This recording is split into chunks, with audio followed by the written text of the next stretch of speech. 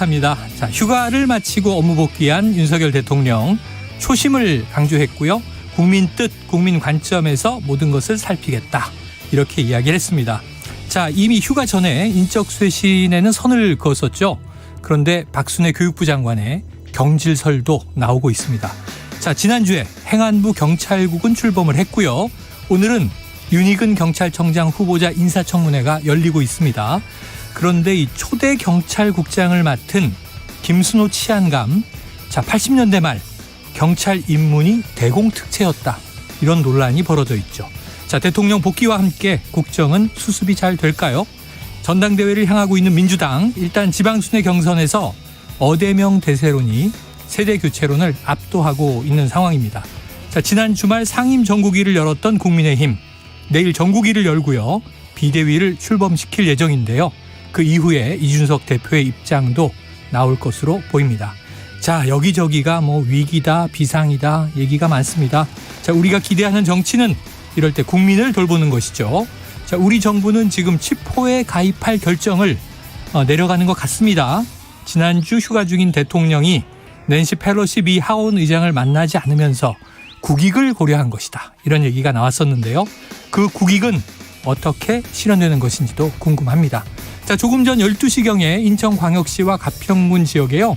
호우경보가 발효됐습니다. 안전운전 하시고요. 비 피해 없도록 주의하시기 바랍니다. 최영일의 시사본부 출발합니다.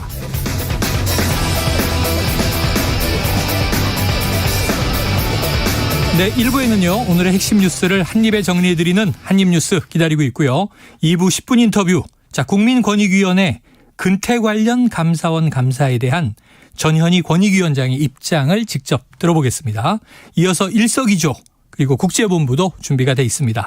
자, 한 입에 쏙 들어가는 뉴스와 찰떡궁합, 디저트송 신청 기다리고 있으니까요.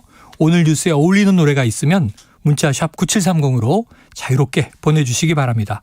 오늘의 디저트송 선정되신 분께는요. 치킨 쿠폰 보내드리고요. 많은 참여 부탁드리면서 짧은 문자는 50원, 긴 문자는 100원입니다.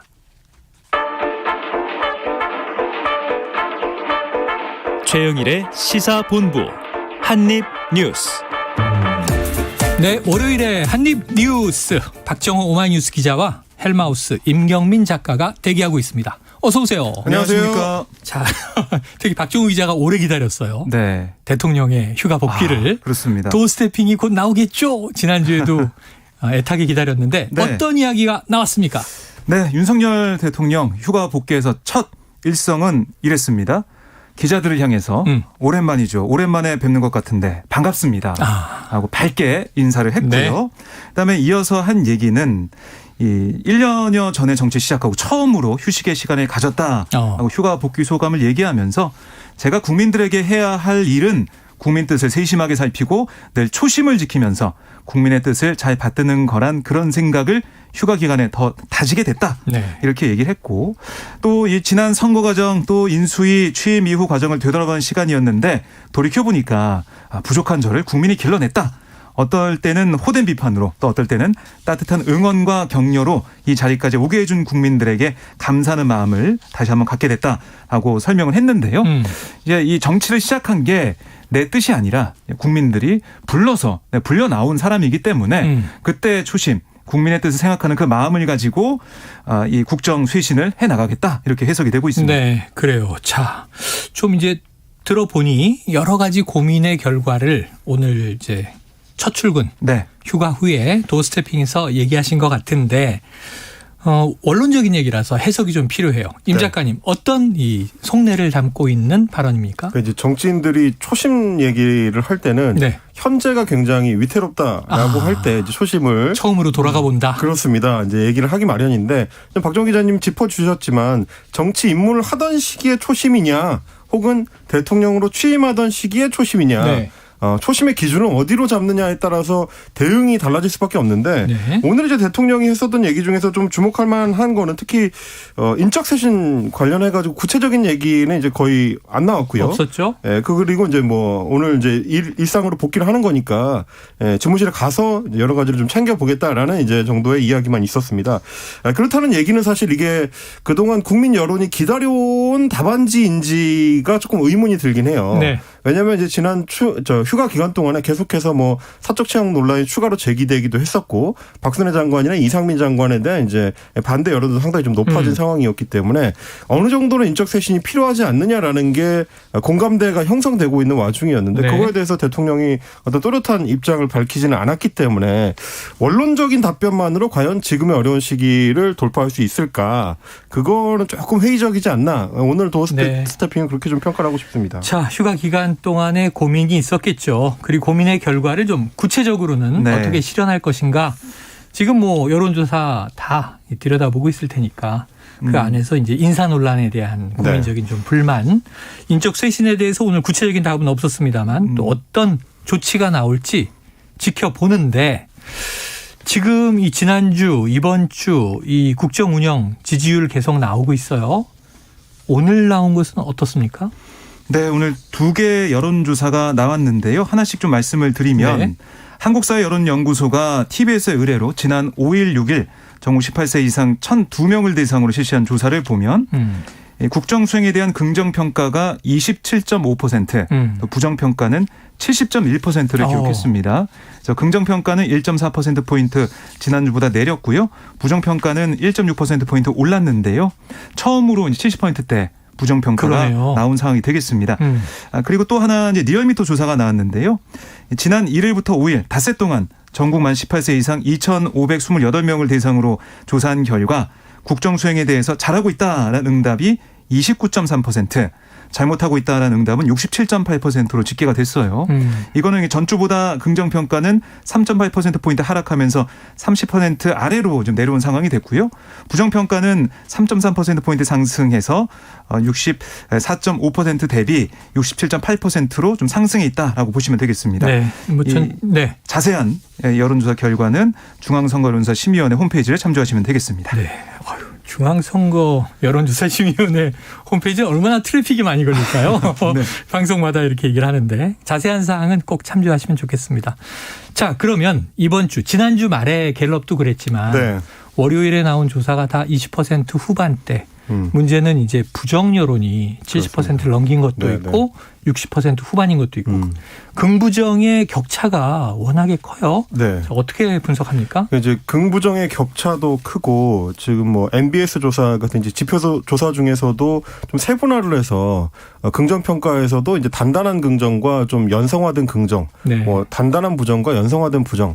그러니까 약간 뭐 평가한다, 뭐 아주 높게 평가한다 네네네. 이렇게 이제 세분화된 평가들을 하고 있는 지표들을 보면 강한 부정의 이제 비율이 굉장히 좀 높아지고 있다는 거를 위험 신호로 보는 네. 분석가들이 많이 있더라고요. 지금 이제 부정 평가가 압도하는 양상도 문제지만 그야말로 지금 정권에 대한 비호감도 자체가 상승하고 있는 거. 네. 이거는 앞으로 이제 국정 운영에 있어서 동력을 상당히 손실시킬 수 있는 문제이기 때문에 초기에 좀 바로잡지 않으면 되돌리기가 굉장히 어려울 수가 있습니다. 그래서 제가 아까 이제 도어 스태핑에서의 대통령 발언에 대해서 이제 실망스러운 여론이 많을 것이다라고 평가했었던 이유도 국정 초반에 한 3개월 만에 이렇게까지 무너진다면 사실은 여론 입장에서는 대통령 빼고 다 바꿔라.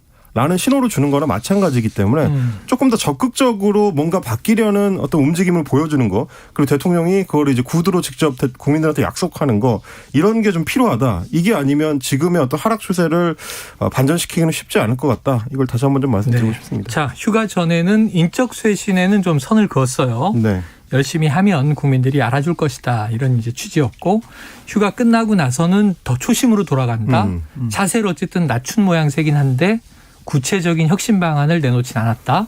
근데 오늘 다른 기사들에 보면 최근에 부정평가가 높아진 원인 중에 하나, 일부지만 지금 만 5세 초등학교 입학 문제가, 이건 뭐 진보 보수 진영을 넘어서서 대부분 반대예요. 학부모와 교계가. 네. 이런 상황에서 지금 박순애 부총리, 사회부총리 겸 교육부 장관 사퇴설, 경질설 나왔습니다. 네. 이거 감행될까요? 뭐 여권 관계자 반로에서 계속 나오는 얘기가 오늘 중으로 박순애 부총리가 사퇴할 거다. 네. 이런 얘기를 하고 있어요. 그러니까 사실 이거는 기류가 좀 느껴져 왔습니다. 왜냐하면 윤석열 대통령 휴가 기간에 네. 뭐 푹 쉬겠다라고 얘기했던 그 휴가 기간에 이 문제에 대해서 뭐 확실한 얘기를 했거든요. 어. 공론화해서 의견 수렴해라. 네네. 돌봄 체계를 잘 만들어서 정비해야 된다. 이런 얘기까지 하면서 강하게 지시를 했습니다. 그래서 그 이후에 보여준 모습은 박순애 부총리가 학부모 단체 관계자들도 만나고 간담회를 쭉 했죠. 네, 시도교육감도 만나면서 간담회를 쭉 했어요. 그러니까 의견 수렴도 하고 공론화를 거치려고 했는데 그 결과가 좋지가 않아요. 지금 현재 보면 반발은 계속 커져 있고 오히려 이 교육 문제가 이른바 뭐 진보 보수 간에 보수 진보 간에 갈라져 있던 교육에 갈라져 있던 이 진보 보수를 하나로 통합시켰다. 잘한 거 아니에요? 통합인데? 통합은 역으로 통합을 시키는 역으로 통합? 거죠. 그러니까 만 5세 입학에 대해서 반대하는 목소리가 하나로 보수진보가 할 것이 나오고 있다. 네. 이런 얘기가 나올 정도거든요. 그래서 이게 정리가 안 되는 상황에서 그렇다면 누군가 책임을 지고 이 사안을 정리하는 쪽으로 가야 되는데 네. 그럼 결국에는 박순애 부총리가 물러나야 된다. 이런 기류가 좀 만들어져 있는 상황이고 네. 내일 원래는 국회 교육에 출석해서 박순애 부총리가 질의응답을 받습니다. 국회의원들에게. 근데 그 일정 빼고는 일정이 없어요, 지금. 네네. 그래서 이게 두문불출하고 있는 상황이기 때문에 그런 것도 좀 사태로는 힘을 싣고 있는 모습이다라고 볼 수가 있겠습니다. 관측에 네. 제가 뭐 통합은 좋은 거 아니냐 이렇게 이제 농담처럼 던졌습니다만 박순애 부총리가 그렇게 얘기를 했죠.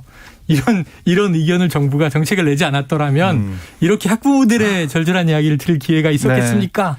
해서 오히려 비판을 받았고 또 이제 이 손을 잡으려던 학부모가 뿌리치면서 위로받으려는 게 아니다. 그러고 또 기자 질문을 피하다가 뭐 신발이 벗겨지는 해프닝이 또 보도되기도 하고 참 이게 혼란인 것 같아요.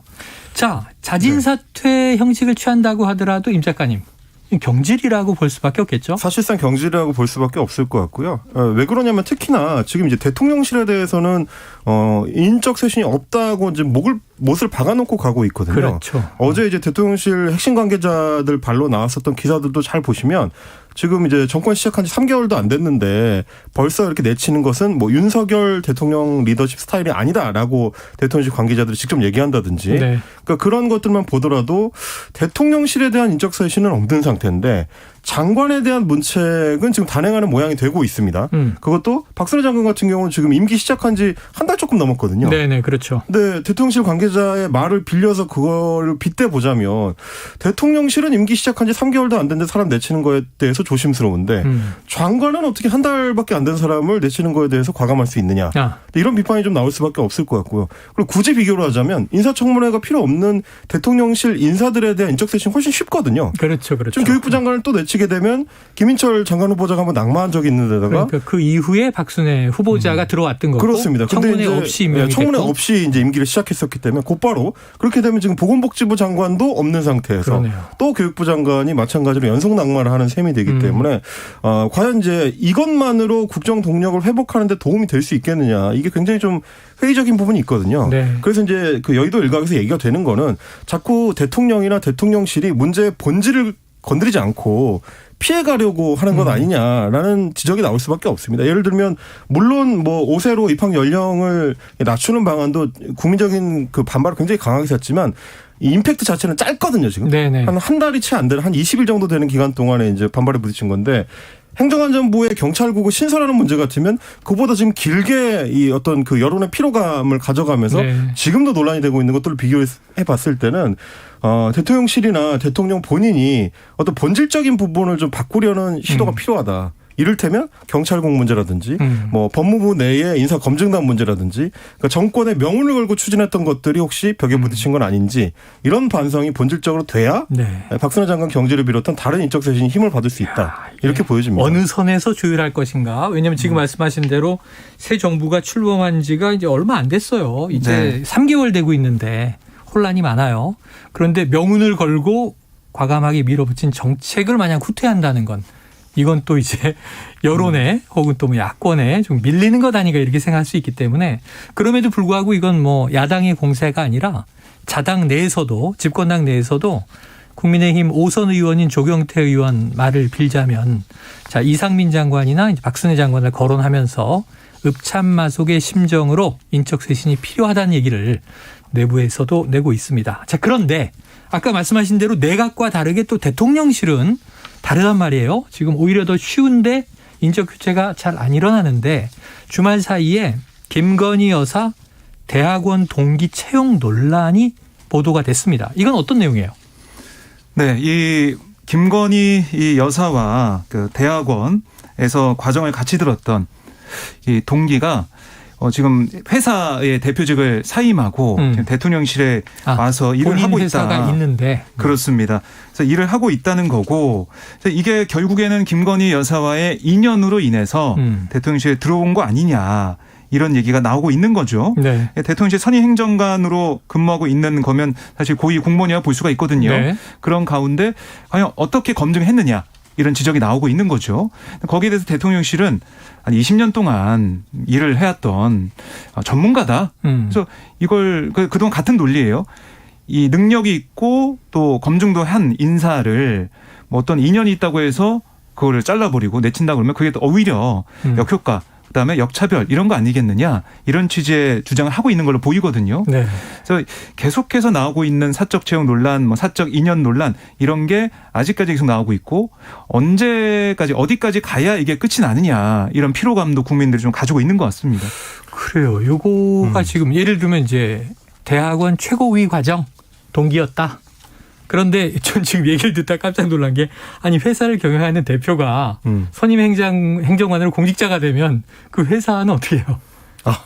다른 사람한테 맡겨두고 위탁 경영을 하는 건가? 김건희 여사처럼 뭐 그런 비슷한 과정을 거쳤을 수는 있는데 네. 지금 이제 이 문제에 대해서도 대통령실 답변은 이전에 있었던 사적 채용 논란 때랑 똑같습니다. 네네. 원래도 이제 이 사람은 캠프에서 일을 했었고 그 전에도 전문성이 충분히 갖춰졌기 때문에 그걸 통해서 선발한 거지 사적 채용이라고 할 수 없다. 능력 있다. 그렇습니다. 네. 이렇게 얘기를 하는데 아주 결정적인 부분에 대해서는 대통령실이 자꾸 이제 말을 피해요. 그래서 결국 추천한 사람이 누구냐. 네네. 그러니까 김건희 여사와의 어떤 사적 인연이 추천 과정에서 작용을 했기 때문에 이 사람이 뽑히게 된 거 아니냐라는 얘기에 대해서는 지금 명확한 답변을 하지 않고 있습니다. 네. 이전에 있었던 다른 그 김건희 여사 관련된 채용 논란들하고 좀 같은 연장선상에 있거든요. 네. 그러다 보니까 제가 이제 박순애 장관이 사퇴를 하더라도 그 자체로 국정 동력을 회복하기가 쉽지 않다라고 얘기를 하는 게 국민들이 받아들일 때는 지금 전혀 인적 쇄신을 못하겠다고 버티고 있는 대통령실이 오히려 훨씬 핵심적인 사람들이 다 들어가 있고 네. 박순애 장관은 이제 임명된 지 한 달 조금 넘은 사람인데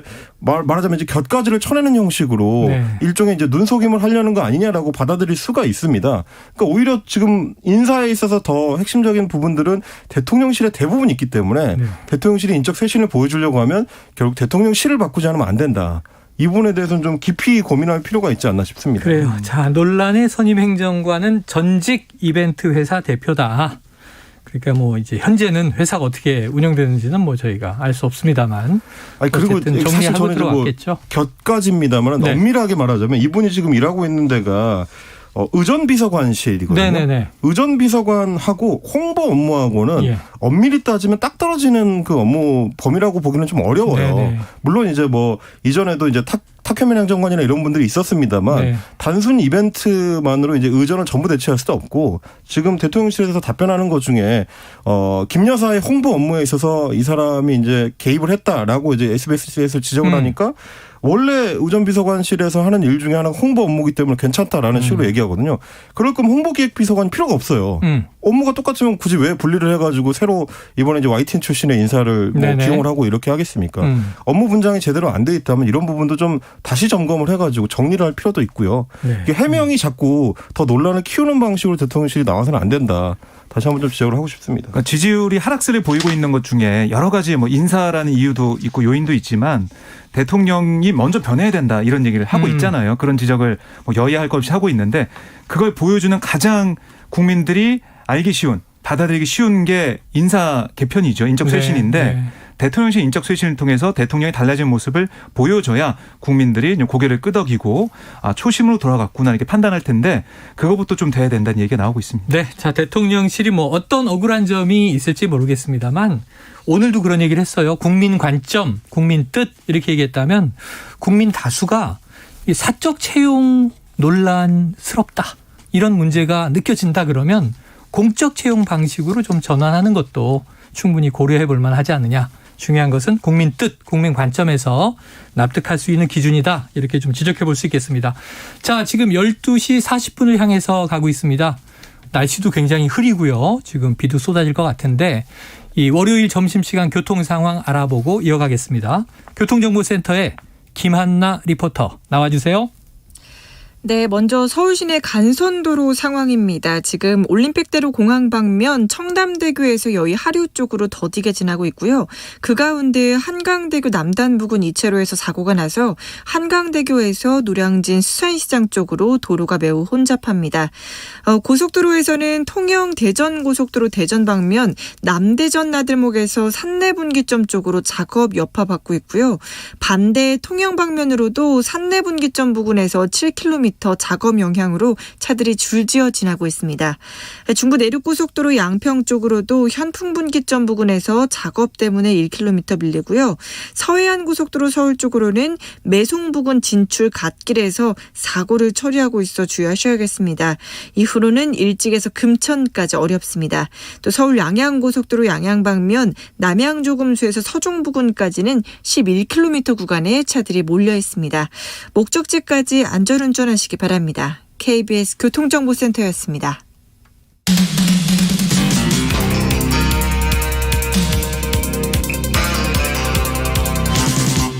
최영일의 시사본부. 네, 자, 국회에서는 오늘 여야 충돌이 예견된 대목이 있었습니다. 이미 이제 7월에 행안부의 경찰국 신설 논란이 시끄러웠고요.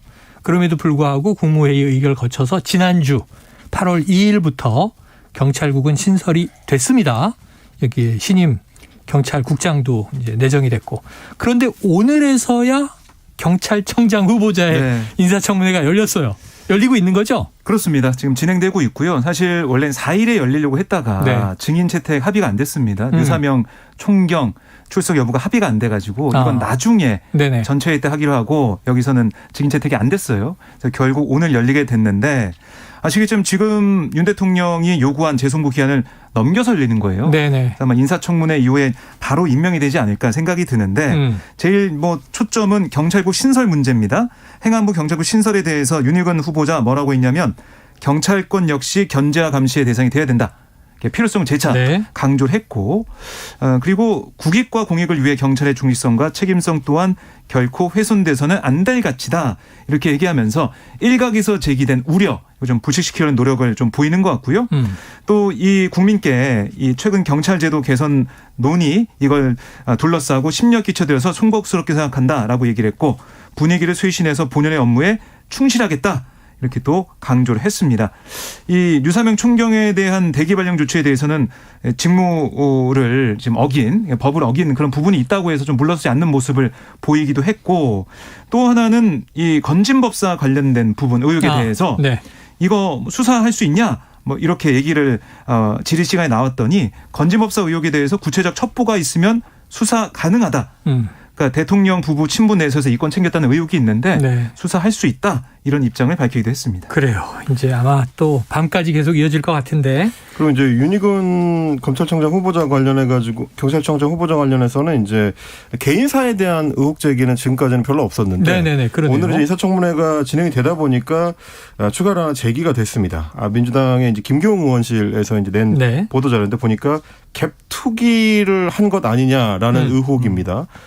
이제 윤 후보자가 2002년에 서울 동대문구 답심리에 있는 한 아파트를 전세를 끼고 매입을 했습니다. 네네. 그리고 이제 2015년에 매각을 했는데 문제는 매입을 한 시기가 교묘하게 어떻게 보면 딱 그 재건축의 호재가 터지는 시기랑 맞물려 있다는 겁니다. 이 아파트 같은 경우는 2001년에 안전 진단을 통과를 했고요. 2002년에 후보자가 매입을 했고 2003년에 조합 설립이 인가가 됐습니다. 네. 조합 설립 인가까지만 되면 이제 대부분 사업이 진행이 되는데 그렇죠. 실제로 2005년에 정비구역에 지정이 되면서 사업이 시작이 돼서 2010년 3월에 아파트가 분양이 됐고 준공까지 끝났습니다. 예.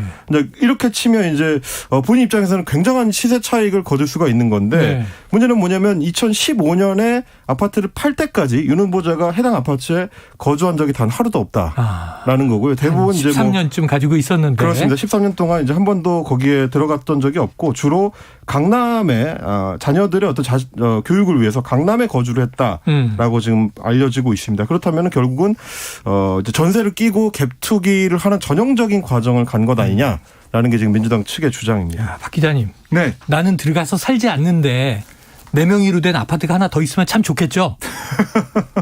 아유 뭐 돈이 많이 벌리려나. 그러니까요. 아, 이거 뭐. 자, 어쨌든 이건 이제 네. 지금 우리가 고위공직자입니다. 지금 경찰 특히 이제 엄정한 법 집행의 상징인데 경찰국장 후보자의 이제 요런 또 개인적인 일종의 뭐랄까요? 일탈 비위 혐의 그렇습니다. 네. 예, 이게 오늘 이제 어떻게 다뤄질지 이 오늘 처음 들었어요. 네, 앞으로 조금 어떻게 전에 이제 문제 비화될지. 제기되는 겁니다. 자, 그리고 또 하나는 이제 제도적인 문제인데 경찰국 신설이 경찰을 이제 당연히 감시하고 견제하기 위함이다. 이게 이제 정부의 입장인 거고. 근데 그런 문제는 경찰국 신설 안 하면 경찰을 그냥 막 풀어놓자는 거냐. 네. 그게 아니고 국가경찰위원회를 통해서 통제해야 된다 하는 안이 또 있는 거잖아요. 그렇습니다. 국회에서 좀 생산적인 논의를 하게 될지 지켜보는데 문제 경찰국 말입니다. 신설이 됐고 김순호 치안감이 초대 경찰국장이 됐는데 주말에 보도를 보니까 또 희한한 보도들이 있어요. 네. 대공 특채가 된 요원이다. 그 이전에는 운동권 학생이었는데 밀정이었다. 뭐 이런 얘기가 나와요. 어떤 얘기예요, 이건? 그러니까 1985년에 이 김순호 국장이 제대 이후에 부천에서 노동운동을 했어요. 그러다가 1988년 김봉진이란 가명으로 인노회라는 그러니까 인천 부천 민주노동자회 네. 노동운동 단체인데요. 여기에 가입을 했습니다. 그리고 지역 조직 책임자인 지구위원장까지 지냈는데 뭐 조직의 실질적인 2인자였다고 보시면 되겠고요. 그런데 치안본부가 이 인노회를 본격 수사할 무렵에 이 김순호 국장이 자취를 감췄대요. 사라져버렸다는 겁니다. 네. 그리고 조직의 주요 간부가 그렇습니다. 2인자가. 근데 1989년 1월 말부터 회원들이 줄줄이 연행되기 시작을 했어요. 그리고 활동가 대부분이 재판에 넘겨져서 15명 구속이 됐는데 결국 인노회는 해체가 됐고. 근데 인노회 회원들의 얘기를 들어보면 경찰 조사 때 이 김순호 국장이 아니면 알 수 없는 정보를 경찰이 소속들이 파악하고 있었다라고 진술하고 있습니다. 그래서 거기서 조사받으면서 진술 거부가 무의미할 정도로 다 알고 있었다는 거예요. 네. 근데 더 재밌는 거는 2인자, 1인자, 2인자, 3인자 뭐 간부들을 묻잖아요. 어디 있냐, 어떻게 되냐, 무슨 일 했냐. 이거를 물을 만도 한데 정작 김 국장에 대해서는 전혀 묻지 않았다는 증언이 나왔습니다. 그리고 그 이후에 1989년 8월 김 국장이 보안 업무 관련 전문 지식을 가진 자로 인정돼서 순경의 다음 계급인 경장으로 특별 채용이 되고 또 이후에 인노회 회원들이 조사받았던 치안본부 대공 3가에서 근무를 시작했고 지금까지 주로 보안 업무를 맡았다는 겁니다. 그래서 김 국장이 한 얘기 뭐냐면 인노회 활동을 경찰에 자백한 건 맞지만 동료들의 신변에 영향을 미칠 진술은 하지 않았다. 그리고 운동권 활동 경험으로 증거물 분석에 특기가 있어서 대공 특제가 된 거다. 이렇게 해명을 하고 있습니다. 네. 자백은 했는데 나만 했지 누구가 했는지는 불지 않았다. 이렇게 이제 들리는 대목인데 야 이게 1989년 뭐 노태우 정권 때입니다. 이때는 그렇습니다. 많이 좀 이 노동운동이 활성화될 때예요. 그것 빼고는 이 스토리는요. 영화 암살이 갑자기 확 생각이 납니다. 네, 네, 이정재 네. 씨의 변신이 돋보이는 대목이었는데 저희가 어떻게 해석해야 됩니까? 그러니까 이 얘기가 불거지게 된 이유 중에 하나도 실제로 그 당시에는 안기부나 네. 혹은 이제 경찰 쪽에 소위 대공특채로 들어간 운동권 출신 인사들이 있었기 때문입니다. 기무사도 근데 있을 때예요. 그렇습니다. 기무사도 그렇고요.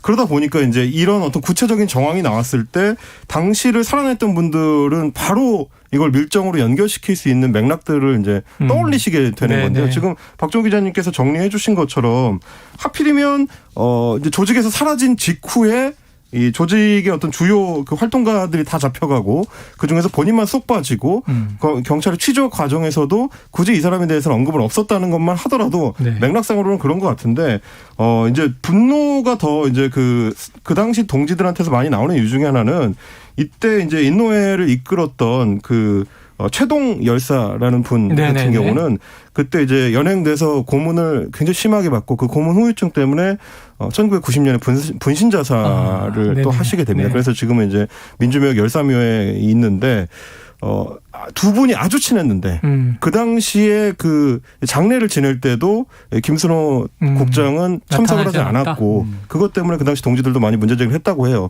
이런 맥락들을 봤을 때는 분명하고 똑똑한 좀 해명이 필요해 보인다. 네. 왜 그러냐면 채용을 하는 과정에서도 그 당시에 이제 박종철 고문치사 사건이 일어났던 그 남영동 대고문실의 담당자였던 홍승상 전 경감이 이분을 특채하는 데 있어서 결정적인 역할을 했다는 네. 게 서류상으로 남아있기 때문에 이런 맥락들에 대해서 해명을 하지 않으면 치안본부 경찰국 시절로 돌아가려는 거 아니냐라는 어떤 오해를 또 추가로 네. 살 수밖에 없을 자, 것 같습니다. 오늘 뭐 윤익은 이 경찰청장 후보자 청문회 이런 논란도 다뤄지지 않을까 네, 싶네요. 오늘 뭐 얘기 나왔는데요.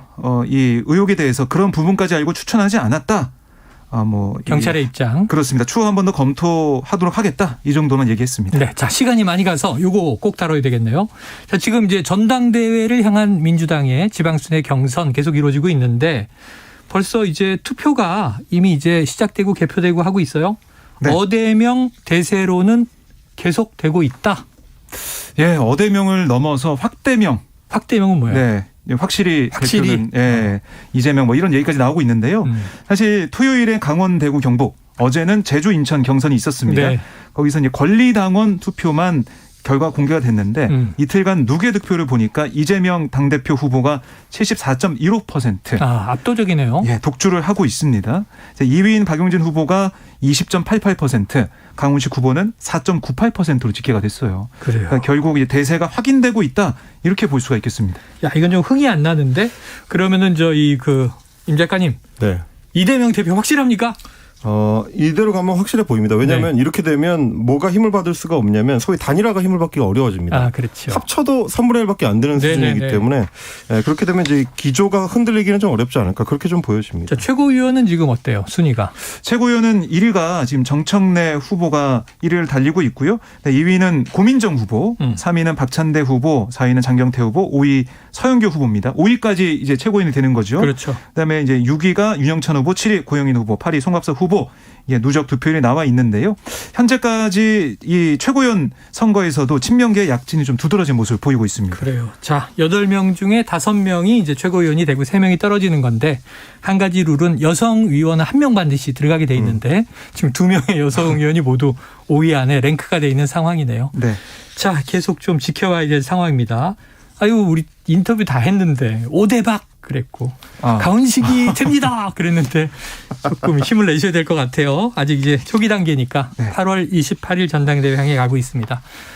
자, 이게 내일은 또 국민의힘에서 전국위원회가 열리면 아마 비대위 출범이 시작될 것 같은데 나머지 최고위원들도 지금 줄줄이 또 사퇴를 하면서 지켜봐야 될 것 같습니다. 자, 오늘 월요일에 한입뉴스 여기서 정리하죠. 박정호 기자, 임경민 작가 수고하셨습니다. 고맙습니다. 자, 오늘의 디저트송은요. 청취자 9193님, 윤 대통령이 초심으로 돌아가 민심을 들어주길 바라며 듀스의 나를 돌아봐 신청하셨습니다. 자, 치킨 쿠폰 보내드리고요. 노래 듣고 2부로 돌아오겠습니다.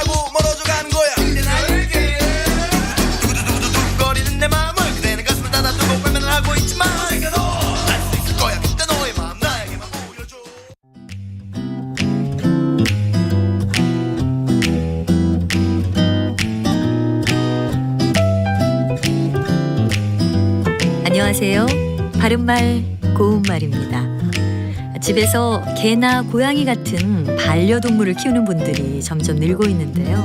특히 개를 여러 마리 키우는 집에서는 사료를 줄 때마다 서로 먼저 먹겠다고 야단법석을 떨 때가 있는데 이것도 어떻게 훈련하느냐에 따라서 달라질 수 있다고 하지요.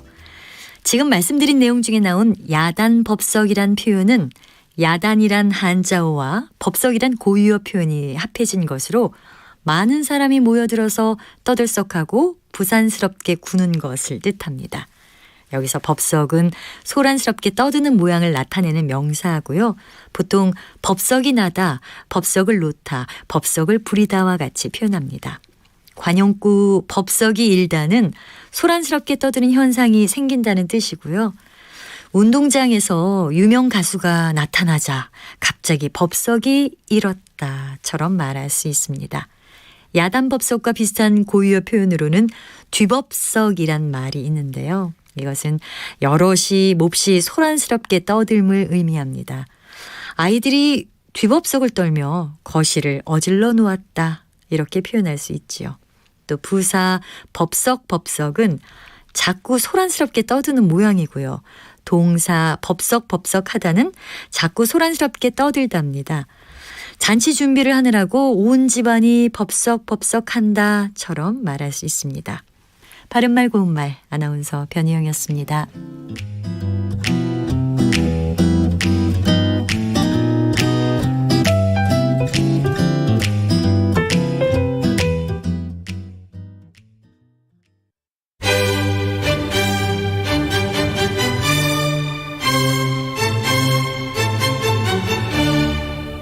여유로운 저녁 시간, 고품격 시사토론과 함께하세요.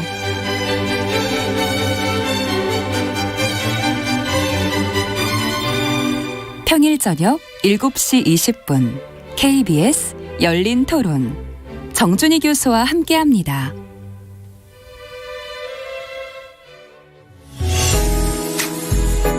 역사, 예조판서 그다음에 좌천성을 지낸 유근이라는 분, 이분이 경제, 달러가 좀 전 세계적으로 좀 귀해졌습니다.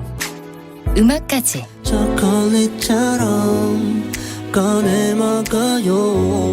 잠들기 전 꺼내 먹는 지식 알사탕. KBS 1라디오 김성환의 시사야. 평일 밤 10시 5분 당신을 기다립니다. 놓치지 마요.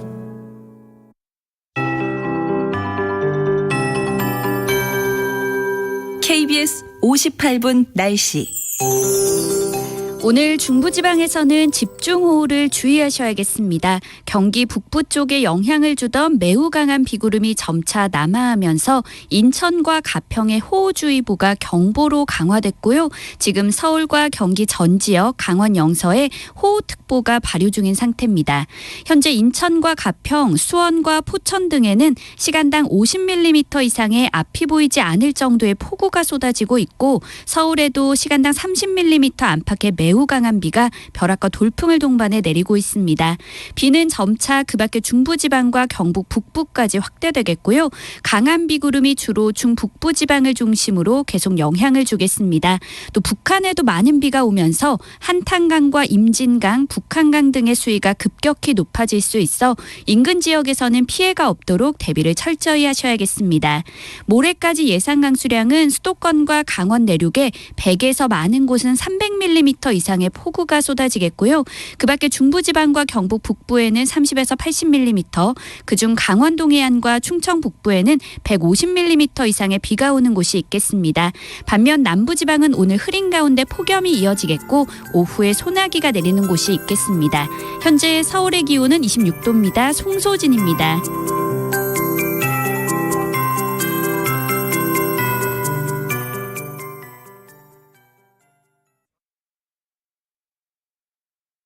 정성을 다하는 국민의 방송 KBS가 한시를 알려드립니다. AM 711kHz, FM 97.3MHz, KBS 1라디오입니다. HLKA.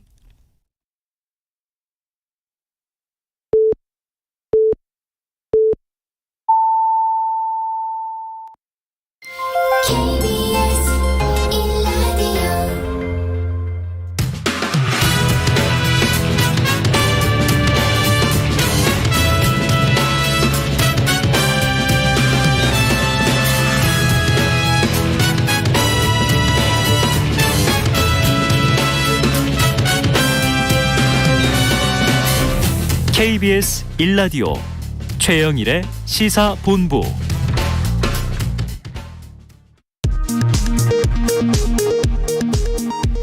이 시각 라디오 정보센터 뉴스입니다.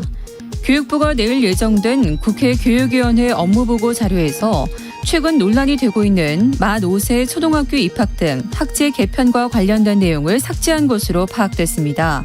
박순애 교육부 장관은 지난주 목요일 오전 2학기 학사 운영 방역 브리핑 이후 공식 일정을 진행하지 않고 있습니다. 정기석 국가감염병 위기대응 자문위원장은 최근 코로나19 소아청소년 환자가 증가하고 사망 사례가 발생한 것과 관련해 심층 분석과 어린이 예방접종 체계 점검을 주문했습니다. 오늘 0시 기준 코로나19로 사망한 10세 미만 어린이는 누적 27명으로 이 중 4명의 사례가 지난달에 발생했습니다. 정부가 미국 주도의 반도체 공급망 대화, 이른바 취포 예비회의에 참여하기로 했습니다. 외교부는 미국과의 반도체 협력 강화 방안에 대해 현재 국익 차원에서 종합적 검토가 진행 중이라며 아직 가입을 확정한 것은 아니라고 밝혔습니다. 지금까지 라디오 정보센터 뉴스 정한나였습니다.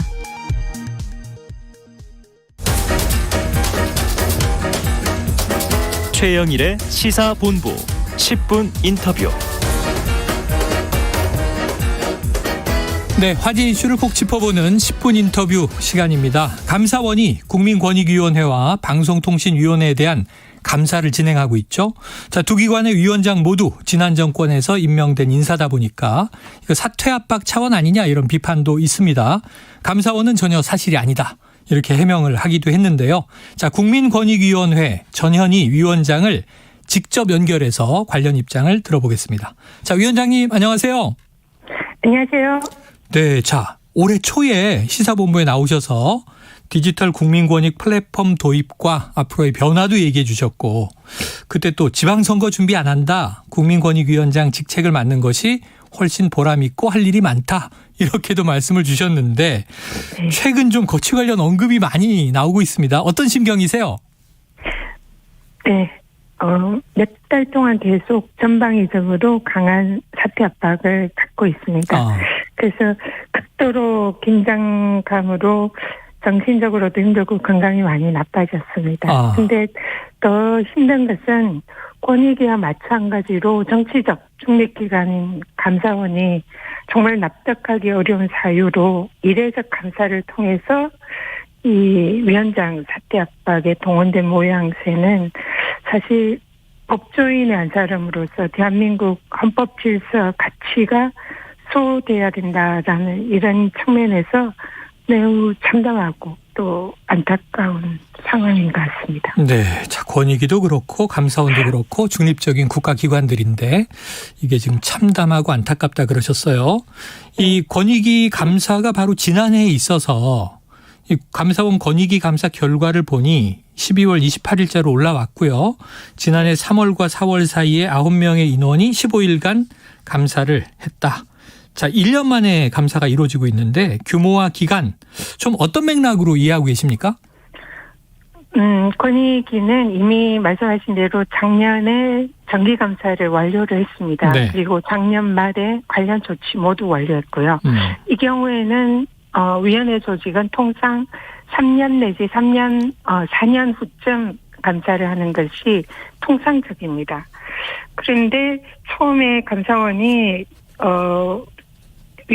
위원장 근태 문제로 감사를 네네. 시작을 했다라고 했는데요. 네. 일단은 작년에 이미 감사를 마친 위원회에 또 1년도 안 된 시기에 다시 감사를 하는 것도 매우 이례적이고 또 그걸 또 받아들인다 하더라도 위원장 근태 문제로 감사를 했으면 이게 법적 정당성을 가지려면 위원장에 대해서는 해야 됩니다. 그래서 저를 파다가 또 직원들까지 또 압박하는 수단으로 감사가 동원된 모양새라는 생각이 들고요. 그래서 또 그뿐만 아니라 위원회의 업무 전반에 대해서 지금 감사를 하고 있어서 사실상 정기감사 이상의 대규모 감사가 현재 진행 중에 있습니다. 그래서 KDI 홍장표 원장의 경우에도 감사원에서 이례적으로 감사 자료를 요청을 하면서 원장이 그때 이제 사퇴를 했는데요. 그런 비슷한 맥락으로 사퇴 압박용 감사다 그런 생각을 하고 있습니다. 네, 지금 이제 언급해 주셨다시피 전 위원장님 본인도 그렇고 KDI 원장도 그렇고 또 이제 방통위도 있는데 그렇다면은 전임 정부 때 임명된 인사들에 대한 표적 감사다 이렇게 보시는 건가요? 네, 그렇습니다. 네. 자, 감사원은 뭐 또 이제 부인하고 있죠. 이 중립성과 독립성 훼손 보도는 사실 아니다. 구체적 제보와 언론 보도 등을 토대로 자체 판단한 것이다. 위원장의 근태, 지각 문제에 대한 제보가 있었다. 자, 그런데 그러다 보니까 위원장님께서 이 도스태핑으로 출근 시간이 공개되어 있는 윤석열 대통령도 지각 논란이 있지 않느냐. 또 감사원의 경우에는 감사원장이 출퇴근 시간을 따로 관리하지 않는다. 이런 답변이 이제 공개되기도 했어요. 이번 감사를 계기로 대통령을 포함해서 장관급 고위공직자에 대한 근태 기준을 마련하자. 이런 제안을 하신 거죠? 네, 그렇습니다. 지금 감사원이 그 제보와 또 언론 보도를 이유로 감사를 시작을 했다고 합니다. 그런데 이런 감사원의 주장이 법적 근거와 타당성이 있으려면 말씀드린 대로 위원장에 관한 감사만 해야 됩니다. 그래서 감사원 규칙에 의하면 목적 달성 필요한 범위 안에서 감사해야 된다. 그런 규정이 있고요. 그래서 이 현재 감사원 감사는 규칙 위반 권한 남용 감사로 직원들의 감사는 즉각 중단해야 그 법적 타당성이 있다 보입니다. 그리고 제보와 언론 보도로 감사를 했다. 그러면은 지금 언론 보도로 문제되는 기관들 부처가 얼마나 많습니까? 교육부나 통일부나 행안부 또 심지어 감사원까지. 그러면은 이런 언론 제보로 문제되었기 때문에 감사를 한다면 이런 부처들 다 감사해야죠. 감사 규칙에 또 이런 규정이 있습니다. 감사 절차 기준은 모든 감사 대상 기관에게 공정하게 적용해야 된다. 이 또한 감사원의 관련 법령 위반입니다. 그래서 결론적으로 이번 감사는 법적 근거나 타당성을 현저히 상실한 또 감사원 법령까지 위반한 감사고 이는 감사원이 스스로 중립성과 독립성을 포기한 사태가 표적 감사이다라는 걸 자인한 거다 마찬가지다 생각되고요. 근태 기준은 그렇습니다. 지금 현재 장관급 이상 고위공직자의 경우에는 근태와 관련된 별도의 기준이 없습니다. 그래서 관리는 현재 전혀 하지 않고 있습니다. 그래서 장관들은 출퇴근 시 출퇴근 태깅이라든지 이런 것도 하지 않고 있습니다. 그래서 저 같은 경우는 오히려 직원들이 80시간, 100시간 이상 주 근무를 하는데 거의 2배 이상 일하는데 진짜 일 중독인데 이 경우는 우리 장관들 경우에 초과 근무 수당이 있으면 우리 장관님, 위원장님 급여 2배 이상 받을 수 있을 텐데 이거 참 너무 속상합니다. 이런 말까지 하거든요. 그래서 저는 이번을 계기로 장관급 이상 고위공직자들 근태 기준을 만들어서 일반 공무원들과 똑같이 적용시키는 이런 기준을 공정하게 만들 필요가 있다. 이런 생각을 하고 있습니다. 네, 참 이게 고위공직자의 근태가 이번 논란이 되고 있는데 표적 감사냐 아니면 이제 지금 말씀하신 대로 지금 존재하지 않는 기준을 좀 엄정하게 마련할 필요가 있느냐. 그런데 국회가요, 이 감사원장의 근태 자료를 요구했는데 감사원장에 대해서는 별도로 출퇴근 시간 관리를 안 하고 자료 제출도 못한다. 이렇게 답변했다는 건 이건 사실인 거죠? 네, 제가 방금 말씀드렸지만 감사원장 포함해서 모든 장관들이 동일합니다. 네. 근태 기준도 없고 근태 관리도 안 하기 때문에 감사원의 그 답변은 있는 그대로 얘기를 한 거다 그런 생각이 들고요. 그렇다면 여기서 우리가 주목해야 될 것은 감사원도 장관급 기관장에게는 이런 근태 출퇴근 시간 관련 기준이 없다는 걸 스스로 알고 있으면서 그렇다면은 알고 있는 그 감사원이 왜 권위위원장에 대해서만 없는 기준을 들이대서 감사를 하느냐. 이거는 바로 이례적이고 불법 부당한 표적 감사라는 걸 감사원이 스스로 자인했다는 걸로 생각이 듭니다. 네, 알겠습니다. 자, 그런데요. 또 이 감사원에서는 더불어민주당의 지난 대선 공약, 자, 설악산 5세 케이블카 설치 관련해서 전 위원장께서 현장 간담회를 열었던 것 역시 주목하고 있다.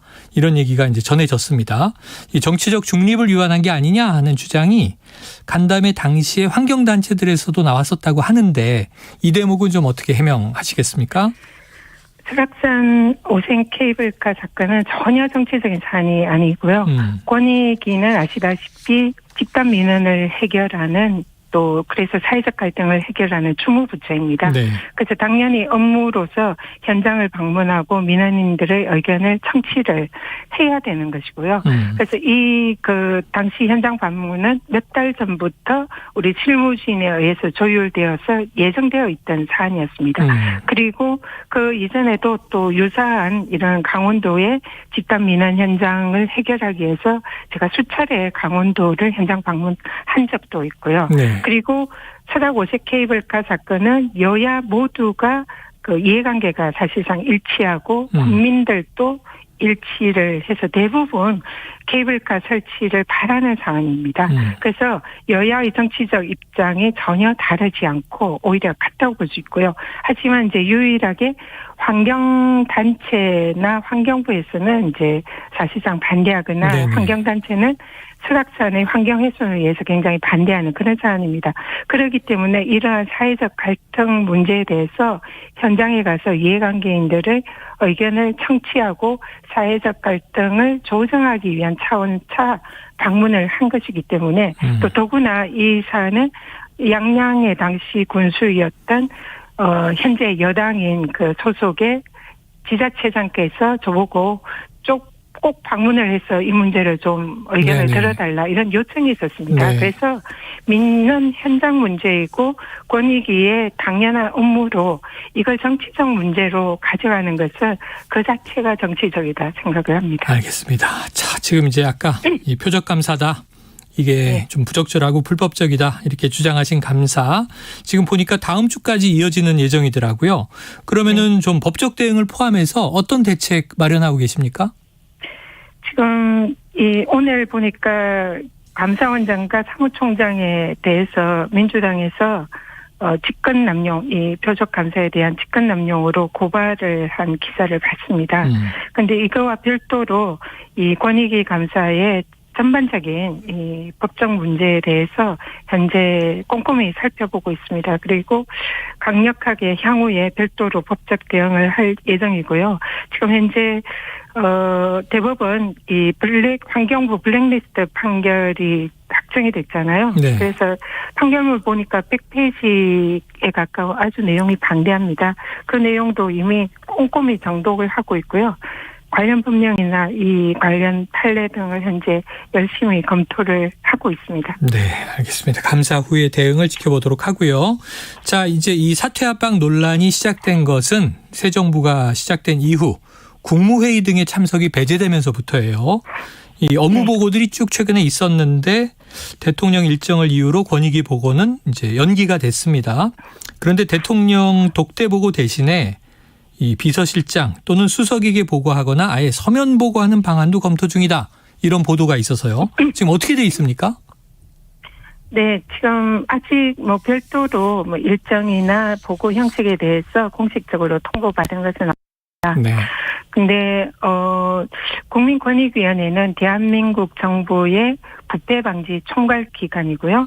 또 국가대표 옴부드만 기관으로 국민들의 권익 구제를 위한 매우 중요한 기관입니다.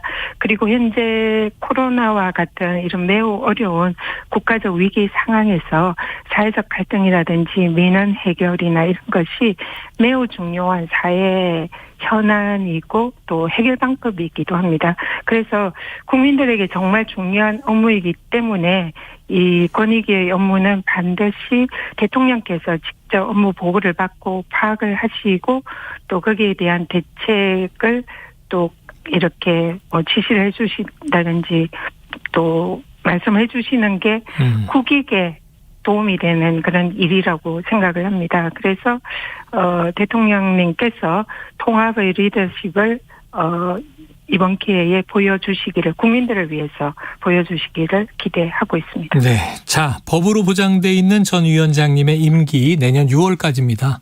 1년까지는 아니지만 한 10개월. 자, 남은 임기에 대한 현재 입장을 좀 말씀 주신다면요.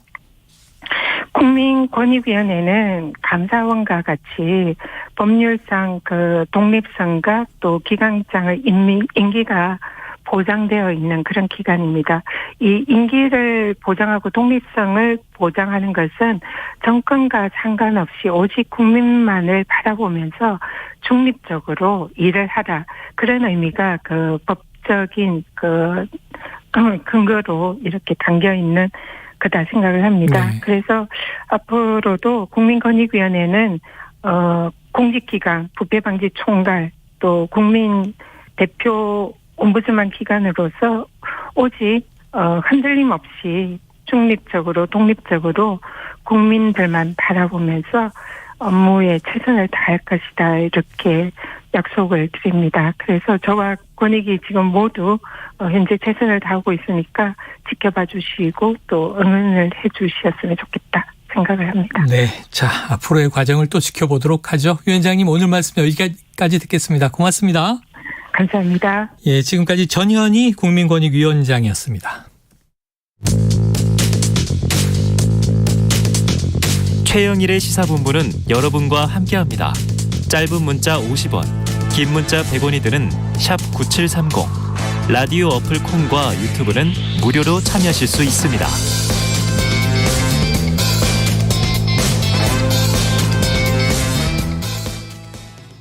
Hit me and don't make me strong.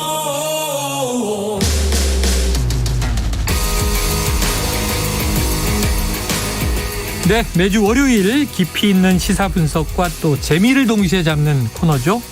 지난주에 시작한 일석이조 함께해 주실 두 분입니다. 박원석 전 의원, 김준일 뉴스톱 대표 나오셨습니다. 어서 오세요. 안녕하십니까. 야, 이렇게 비가 오는 월요일 오후인데 쫙 빼입고 정장으로 오셔서 킹스맨 분위기, 킹스맨. 비가 이렇게 올 줄은 몰랐어요. 아니, 네. 회사에서 이렇게 비를 보는데 네. 비가 옆으로 내리더라고요. 바람이 불어가지고 이게 쫙. 바람도 꽤 불고요. 예, 예. 네. 우산들은 다 가져오신 거죠?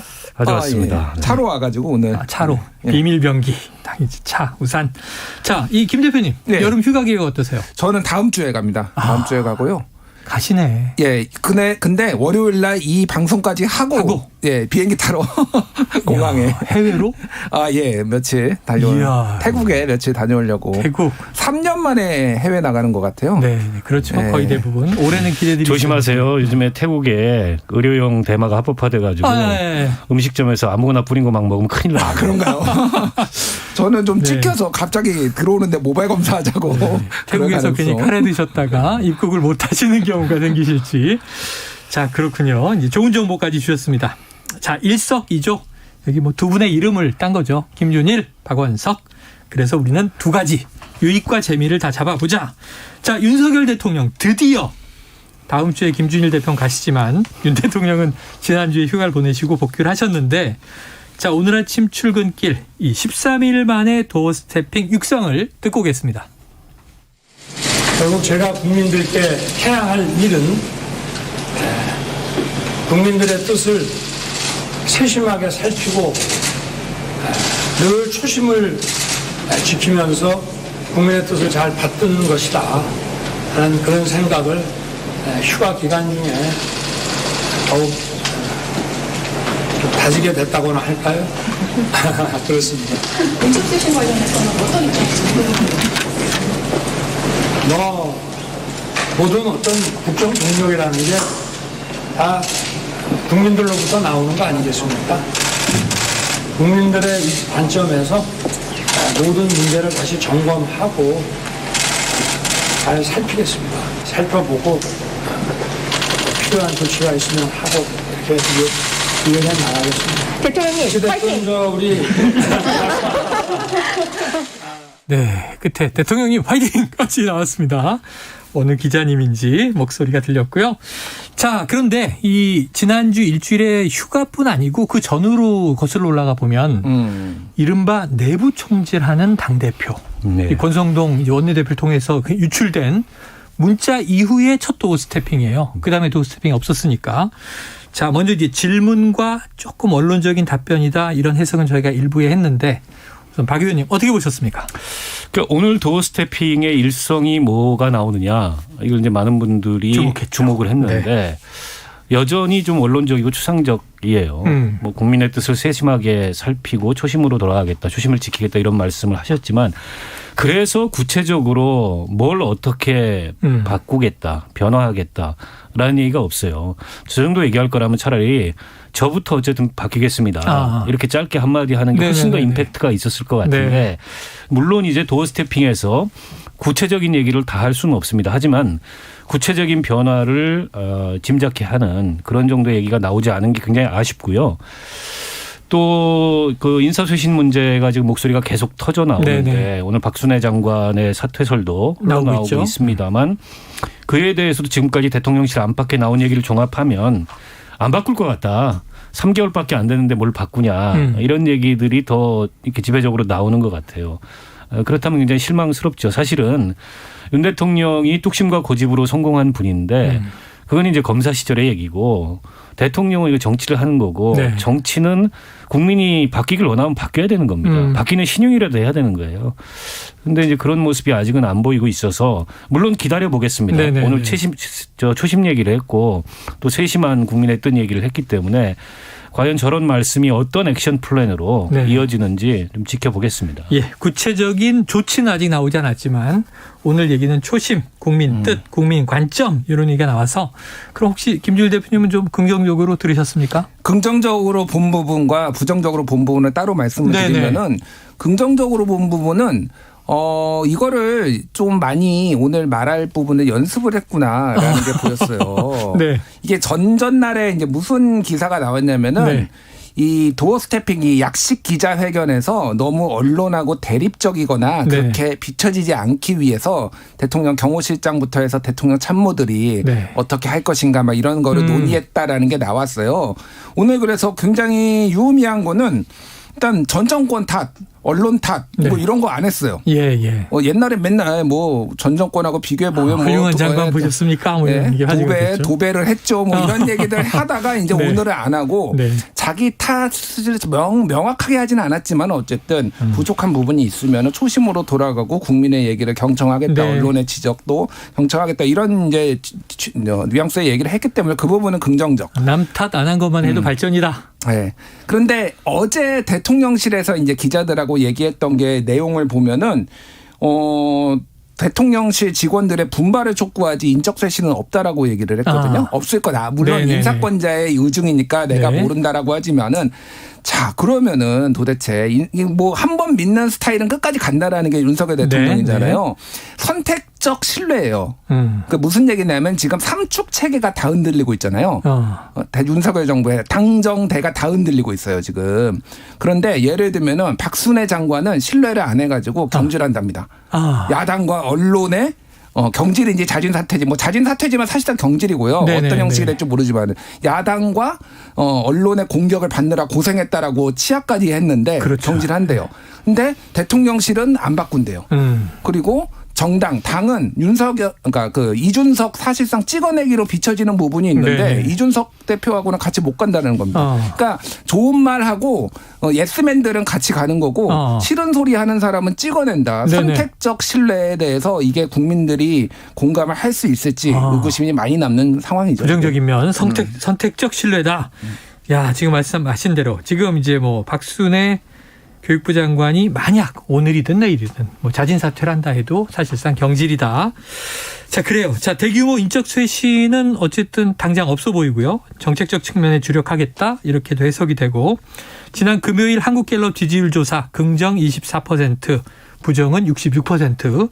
자, 오늘 KSOI 여론조사는 긍정이 27.5, 부정은 70.1. 70% 위로 부정이 올라갔어요. 자, 지금 한국갤럽 조사는 지난 2일에서 4일 자체 조사, KSOI 조사는 TBS 의뢰로 지난 5일에서 6일 조사, 자세한 사항은 중앙선거여론조사 심의위원회 홈페이지를 확인하시면 되는데, 자, 이 김준일의 팩트 카페? 예, 뭐 팩트 유튜브 카페 예. 이걸 보니까 이 여론조사 분석하시더라고요. 자칫 극단적인 결과가 나올 수도 있다. 어떤 의미였어요? 뭐 극단적이라는 게 대단한 건 아니고요. 네. 그러니까 20% 극단적이 왜 안 대단한 거예요? 극단적인데. 예. 그러니까 이미 여론조사가 극단적으로 나왔죠. 이미. 유튜브에서 너무 선정적으로 하시는 거 아닙니까? 약간 조회수가 필요하죠. 네네.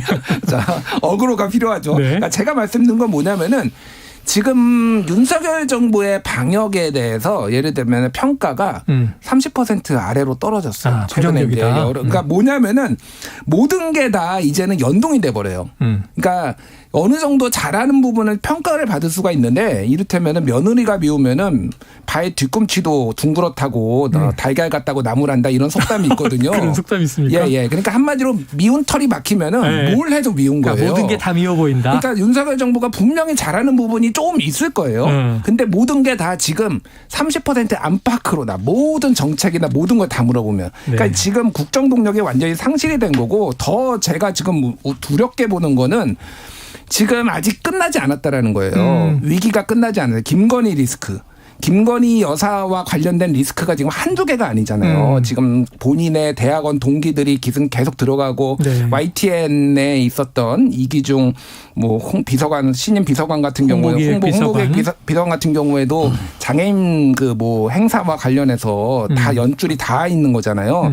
지금 한두 건이 아닌데 여기에서 몇 건 더 터지면은 이거는 정말로 걷잡을 수 없을 정도로 빠질 수도 있다. 지금 뭐 국민대 표절 문제 없다도 논란이 또 되고 있고. 뭐 거기에서 더 나가서 이권 개임 같은 게 하나라도 이건 가정법입니다. 만약에 밝혀진다라고 한다라면은 좀 극단적인 상황까지 갈 수 있다. 뭐 이런 우려가 그러니까 있는 거죠. 지금 뭐 김 대표님 얘기는 요약하면 아직도 바닥은 아니다. 더 위험해질 수도 있다. 더 위험합니다. 지금. 그럼 지금 일단 오늘 좀 놀란 게 부정평가가 70%를 넘겼다. 이건 우리가 뭐 30% 아래로 주저앉느냐 그런 얘기를 일전에 했지만 또 하나의 이제 심리적 지표일 것 같아요. 어떻게 해석하십니까? 그렇죠. 근데 그 여론조사를 좀 더 뜯어보면 적극적 반대층, 그래서 강한 부정의 의사를 가진 분들이 60%가 넘어요. 그러니까 과거에는 조금 이제 망설이고 유보하고 이러던 층마저 관망하던 층마저 부정층으로 돌아선 데다가 부정의 강도가 굉장히 높다는 거죠.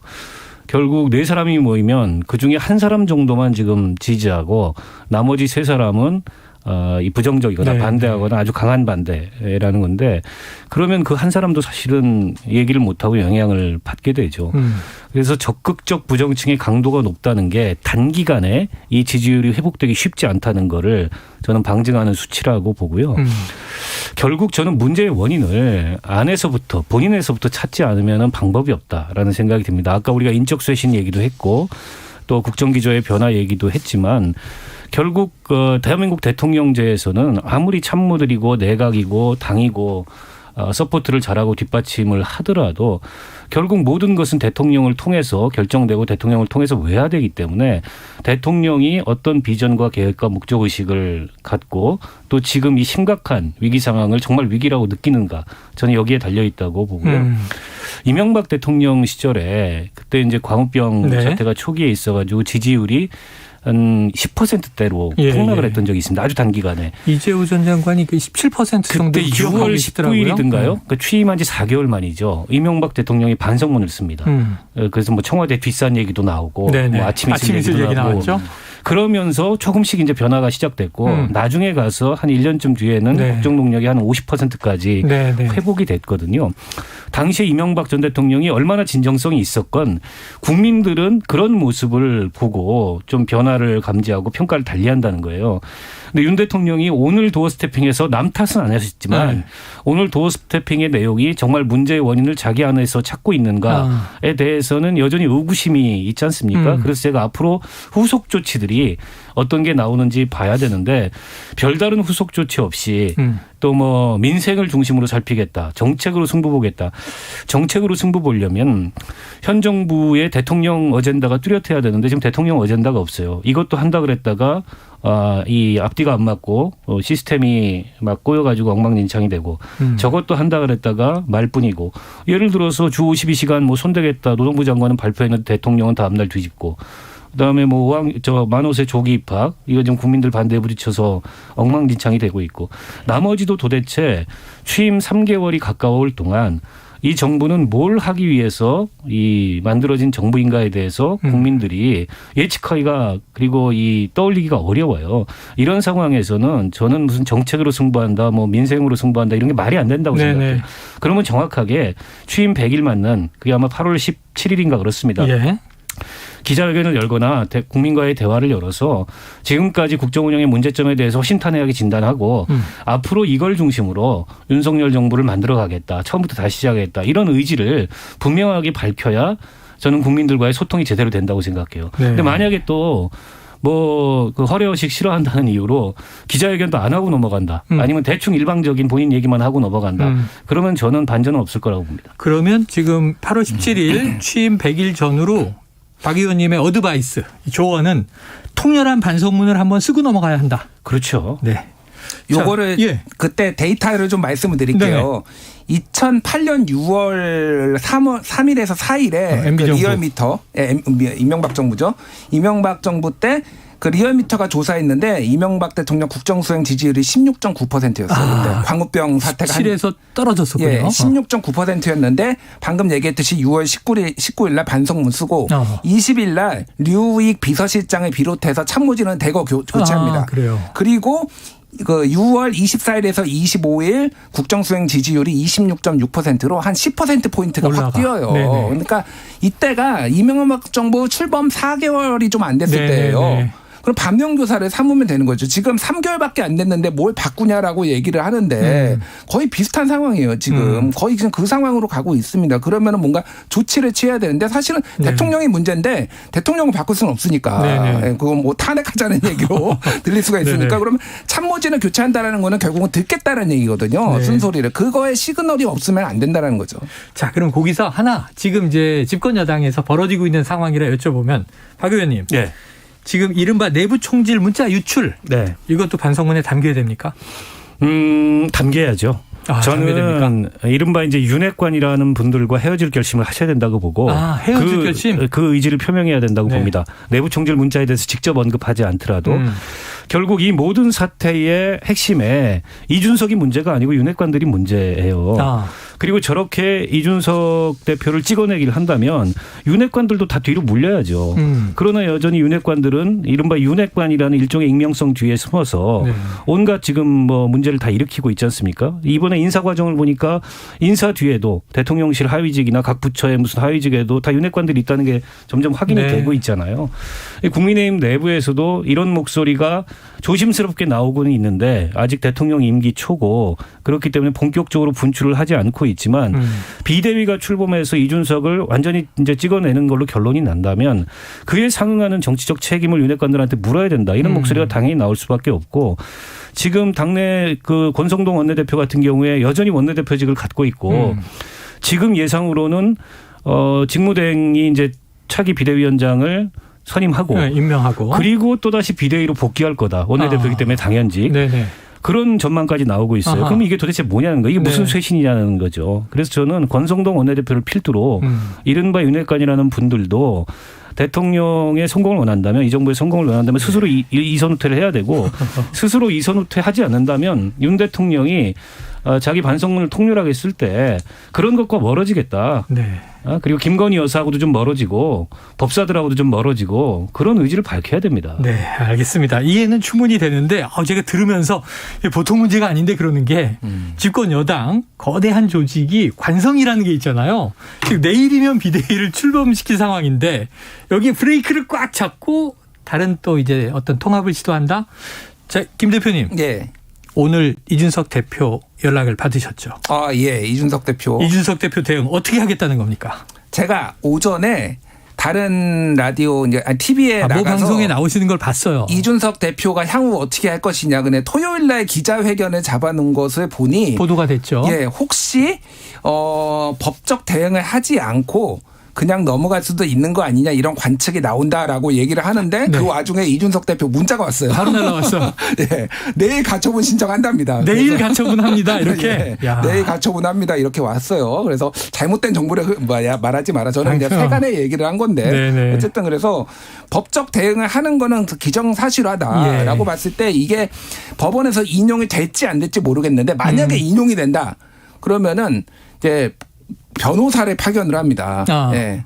그래서 법정 관리에 들어가는 거예요. 한마디로 얘기하면은. 네네. 그러면은 이제 여기에 비대위 대신에 비대위원장 대신에 변호사가 당분간 관리를 해서 이 문제가 해결될 때까지 있는 건데 사상 초유죠. 한 번도 경험해 보지는 못한 나라. 작년에도 지난주에도 말씀드렸지만 13일 기자회견 예정인데 오늘 월요일인데 토요일이잖아요. 내일 비대위 출범하고 가처분 내일 하겠다. 그럼 토요일 기자회견 메시지를 지금 좀 날려달라고 좀 얘기해 보세요. 뭐라 그럴까요? 뭐라고 할까요? 기자회견에서 어떤 메시지 내겠습니까? 근데 아무래도 이번 주 금요일까지는 다 뭔가를 프로세스를 보고서 아마 이준석 대표가 나올 것 같아요. 당내 상황을 보고. 그러니까 토요일날 잡은 것 같고 중요한 거는 어쨌든 이게 이상한 게 아까 전에도 박원석 의원님이 말씀하셨지만은 이거의 촉발은 권성동 직무대행의 문자예요. 근데 권성동 대표는 계속 간다라고 하면은 이게 이상한 거죠. 야구에서 폭투를 던져가지고 한 7실점 했는데 강판하지 않고 계속 완투하겠다는 겁니다, 지금. 아니, 교체를 해줘야죠, 그러면은. 이게 뭐냐. 이상한 거. 그러니까 국민의힘에 근데 이 얘기를 하는 사람이 거의 한두 명밖에 없어요. 뭐 조수진 전 최고위원. 그러니까 의인이 없다, 지금. 권력 눈치만 본다고. 그 이준석 대표가 법적 대응에 나선다는 건 이제 뭐 퇴로를 끊고 뭐 결사항전, 배수의 진을 치고 싸우겠다. 이 의미로 보여요. 그러니까 사실 이 가처분 신청이 받아들여질지 안 받아들여질지 그건 우리가 이제 예단할 수 없습니다. 그러나 반반 정도의 가능성이 있다 그래요. 그러니까 절차적 흠결이 없었다고 볼 수는 없고 다만 이게 정당 내부의 문제이기 때문에 정당 내부에 벌어진 문제를 법원이 관여하기 시작하면 이게 정당의 이제 자치를 훼손하는 거 아니냐 이런 비판을 의식해서 종래에는 웬간한 일이 아니고는 법원이 정당 내부 일에 간섭하지 않았는데 워낙에 이슈가 크게 된 데다가 또 이준석 대표 입장에서 당연히 문제시할 만한 절차적 결함이 있는 건 사실이거든요. 근데 김준일 대표가 잘 말씀을 해 주셨지만 굉장히 웃긴 상황이 돼요. 가처분이 인용되면. 그러니까 법원이 파견한 법정 이 관리인이 집권 여당을 관리하게 되는 겁니다. 정당 기능을 상실하는 거예요. 처음 보는 거죠. 여당 기능을 상실하는 걸 넘어서서 정당 기능을 상실하는 거고 거의 이거는 당을 해산해야 될 그런 지경에 직면하게 되는 건데 그래서인지 마지막까지 이준석 대표를 좀 두둔했던 정미경 최고위원, 한기호 사무총장 사퇴하고. 뭐 등등해서 부총장 등등을 다 줄사퇴해서 이준석 대표한테 이쯤에서 물러나라고 얘기하는데 이준석 대표한테 일방적으로 물러나라 그럴 게 아니고 이준석 대표하고 정치적 타협을 해야 됩니다. 차기 비대위원장이 제일 먼저 착수해야 될 일은 저는 이거라고 봐요. 누가 비대위원장이 되실지 모르겠지만 그렇지 않고서 이렇게 강대강으로 가다가 만에 하나라도 가처분이 인용되는 순간에 저 당은 정당으로서 기능을 상실하는 겁니다. 그 뒷감당은 누가 하겠냐는 거예요. 국민의힘이 그동안 뭐 이제 명예로운 퇴진 얘기를 이준석 대표에게 많이 했는데 지금 상황을 보면 퇴로가 없어요. 퇴로를 열어줘야죠. 어떻게 명예롭게 퇴진을 하냐고요. 자, 지켜보도록 합니다. 시간이 너무 잘 가네. 일석이조 1시간 터야 되는데 그래도 이 민주당도 다뤄야 됩니다. 주말 사이 더불어민주당 전국 순회 경선이 있었고요. 이재명 후보가 누적 74.15%를 득표를 했습니다. 창당 이후 최대 격차다. 독주 체제다. 그러면 김 대표님 그냥 어대명 갑니까? 확대명이고 확대명. 확실하게 확정적으로 대표는 이재명인데 다만 이 수치가 끝까지 가지는 않을 거예요. 이게 뭐냐면은 여론조사를 전에 했을 때 민주당 지지자 중에서 이재명 후보 지지자가 70% 안팎이 나왔거든요. 그때 이게 그대로 나온 거예요. 근데 지금은 5개 지역을 했거든요. 근데 영남 뭐 TK 예를 들면 대구 경북 뭐 이런 곳이었는데 여기가 이재명 안동 출신이라서 이재명 강세 지역인 것도 있고 또 하나는 지금 숫자가 당원이 110만 명이잖아요. 근데 지금 11만 5천 명만 투표를 했어요. 지금까지. 그러니까 정확하게 투표 숫자가 아니라 여기에 해당되는 당원 숫자가 그러니까 10%밖에 안 돼요. 10%밖에 안 된다라는 거는 다른 지역에서는 조금 더 그러니까 이재명 후보보다 박용진 후보나 강균 후보가 나올 수 있다라는 거고. 완화될 여지가 있다. 또 하나는 대의원이 30%잖아요. 지금 대의원은 지금 하나도 안 들어가 있는 국민 상황이죠. 여론조사도 아직 안 나온 거고. 국민 여론조사도 안 들어갔기 때문에 생각보다 많이 좁혀질 수는 있는데 그래도 과반은 넘을 가능성이 매우 높다. 이렇게 봐야 될 것 같아요. 뭐 선거 결과는 정해진 거고 뭐 흥행도 예상보다 안 되죠.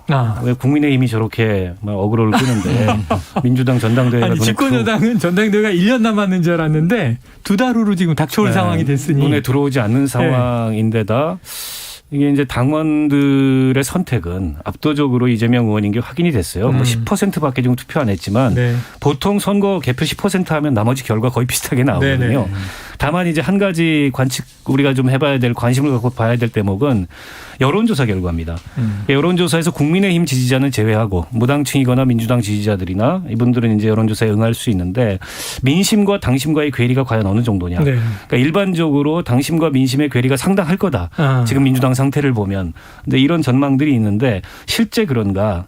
그래서 여론조사 수치까지 나중에 최종 그 발표를 각각 하는지 합쳐가지고 그냥 최종 결과만 하는지 제가 모르겠는데 어쨌든 여론조사는 어느 정도 나왔다는 게 나중에 알려지겠죠. 그러니까 그걸 본다면 실제 민주당이라는 당이 지금 당심과 민심의 괴리가 큰 건지 그렇지 않은 건지 그걸 확인해 볼 수 있을 것 같고요.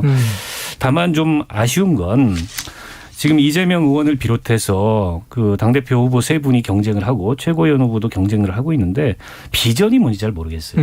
그래서 비전 경쟁은 없는 것 같다. 이게 윤석열 대통령 지지율이 가라앉으니까 그에 대한 반사 이익을 민주당도 누리고 이재명 후보도 일정하게 누리고 있는 것 같은데 그걸 넘어서서 수권 정당으로서 그리고 이 원내 제1당으로서 민주당의 비전은 뭐냐 이런 것들이 잘 안 보이는 것 같아요. 그래서 뭐랄까 좀 아쉬워요. 비전 있죠. 한다. 비전 있습니다. 무슨 비전? 욕 플랫폼 만들겠다. 비전을 보여줬고. 또 우리가 또 그걸 이것도 비꼰다. 비꼰다 지금. 예, 자 그래서 여쭤보려고 그랬어요. 왜냐하면 어대명을 넘어서 확대명으로 가는데 지금 연일 이제 보도들을 보면 그동안 말실수가 잦다, 뭐 일일 일실언, 또 다른 후보들의 이제 그 발언 비판 이번에 나온 거 보니까 노루각수인데 박용진 후보와 손은 악수를 하고 있는데 눈은 휴대폰을 보고 있는 거죠. 예. 이 대목은 어떻게 보셨습니까?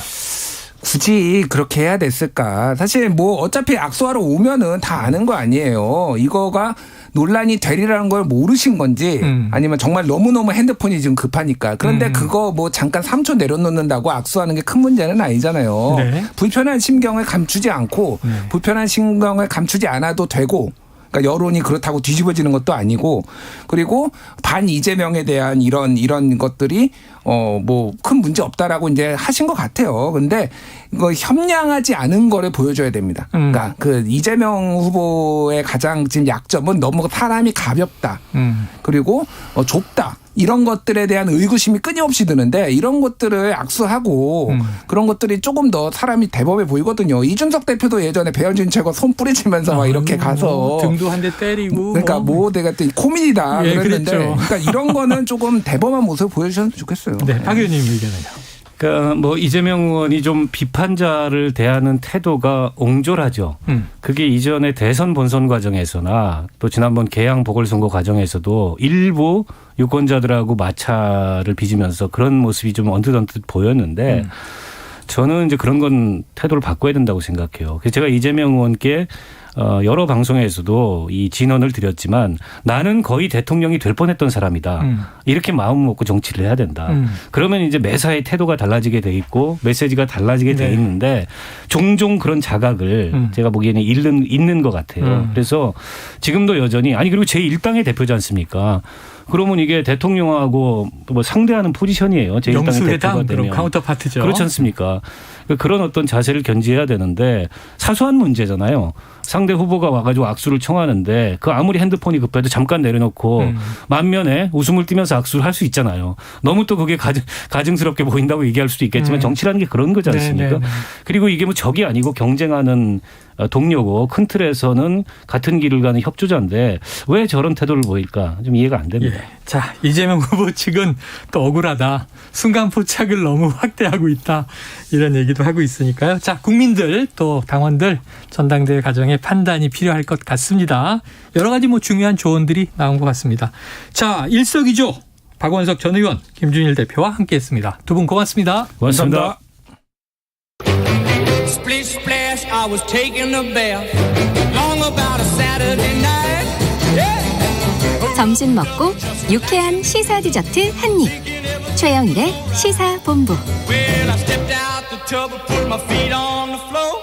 I wrapped the towel around me and I... 네, 조금 전 1시 10분경 경기 성남시, 하남시, 화성시, 광주시, 양평군 지역에 호우경보가 발효가 됐습니다. 해당 지역 주민분들께서는 비 피해가 없도록 잘 대비하시기를 바랍니다.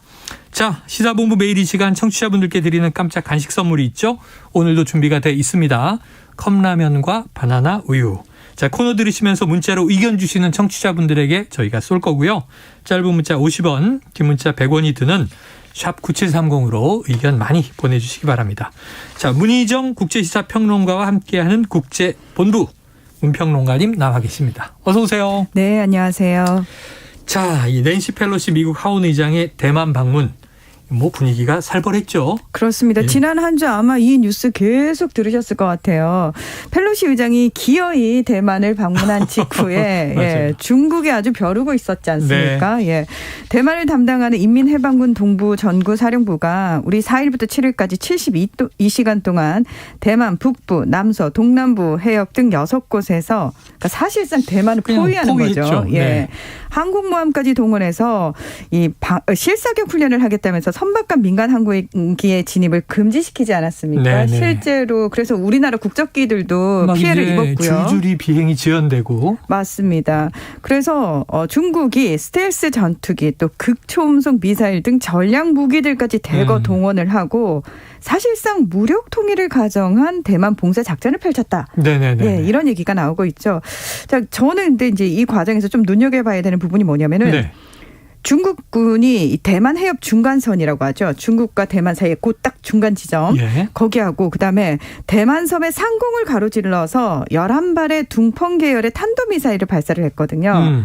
그러니까 이번 훈련을 통해서 뭐 군사적으로나 경제적으로 심리적으로 대만을 최대한으로 압박했는데 이 당초 예고했던 것보다 훈련 기간이 하루가 더 연장이 됐고요. 훈련 지역도 한 곳 더 늘어났습니다.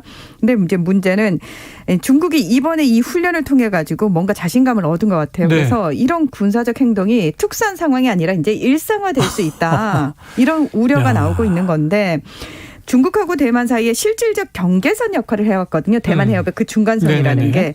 이걸 이제 중국군이 마음대로 드나들었죠.